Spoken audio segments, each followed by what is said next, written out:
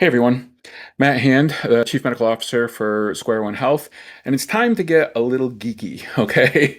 I'm going to try and make it interesting, but I really wanted to take a deeper dive because as we were looking at a particular product called BU or Bacopa, and specifically the product that that we have brought out that has a technological advancement that allows for increased absorption called BEAT technology. I really wanted to go a little further into what was actually found in this study. And the reason that I want to do this is because I can tell you stuff and we can say things, but understanding what actually is out there is really important in understanding how it was studied and what was done and getting a little bit more into the detail of it. As we talked about before, Bacopa was known as a neurotonic. It was used for cognitive function, memory, anxiety. It was used to sort of calm the mind. It was viewed to have a lot of antioxidant components, oxygen radical scavenging components. It particularly has something called bacosides and bacoposides and saponins, which I had a hard time saying it last time too. But there's all of these products within Bacopa that actually is important in terms of what theoretically was the thought why this worked for so long.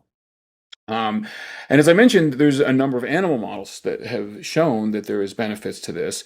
But very often, when you look at animal models, they use a huge amount relative to what patients can actually take.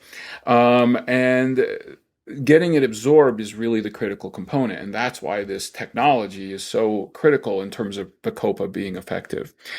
And in 2024, a study was done that they wanted to look at what they needed for power, and in order to get power they needed to have probably somewhere between 70 and 80 people in the study so they could do it with a placebo control. And this study looked at roughly 75 people broken into two groups, one that got a placebo and one that got Bacopa. The dose was 300 milligrams of Bacopa, and it was done through this technology that we have.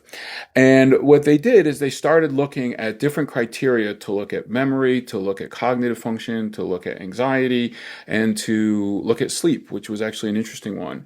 In addition, they looked at cortisol levels, and they looked at something called BDNF, or brain-derived neurotrophic factor. And if that level is higher, that's worse for your brain, and if it's lower, it's better. And they wanted to see if there were changes that occurred from this.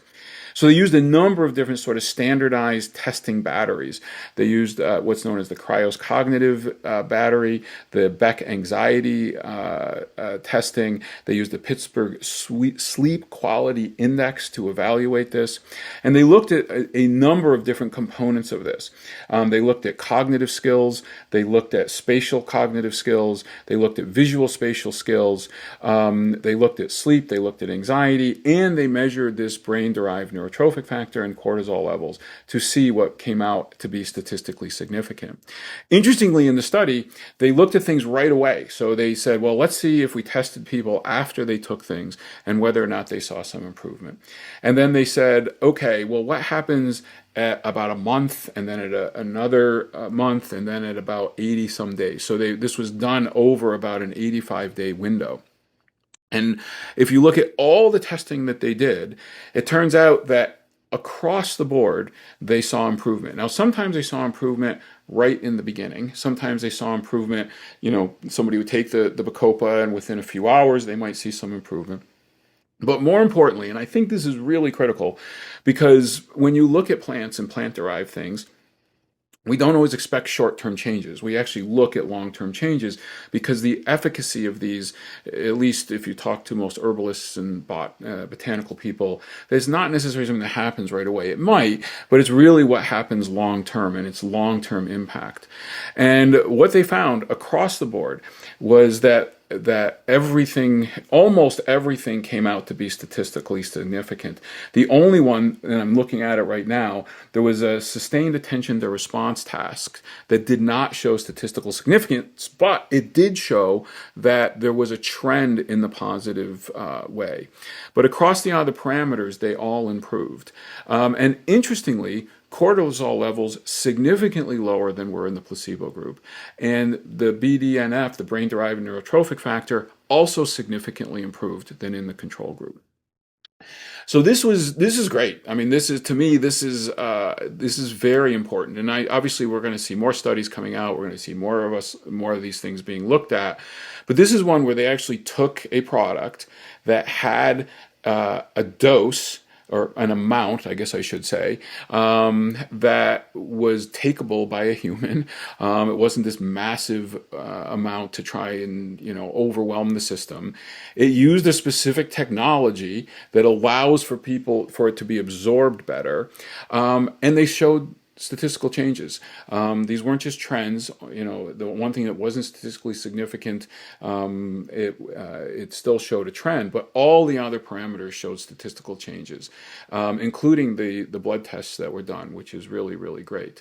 So this looked at cognition. This looked at in terms of spatial cognition. It looked at one odd, one out tasks. It looked at grammatical reasoning tasks. It looked at a whole different parameters based on some of these cognitive test batteries and showed that people improved. I think this is awesome. And I wanted to get a little deeper into it because, as we go through and we start talking more about the products that we're doing here at Square One Health, I want people to know how we're making these decisions, how we're making these decisions off of data-driven information that's out there, and using the current technology that we have to actually make this work for patients. And remember, if you simply look at the single leaf of the tree, you miss the beauty of the thousand leaves. Let's keep the tree healthy.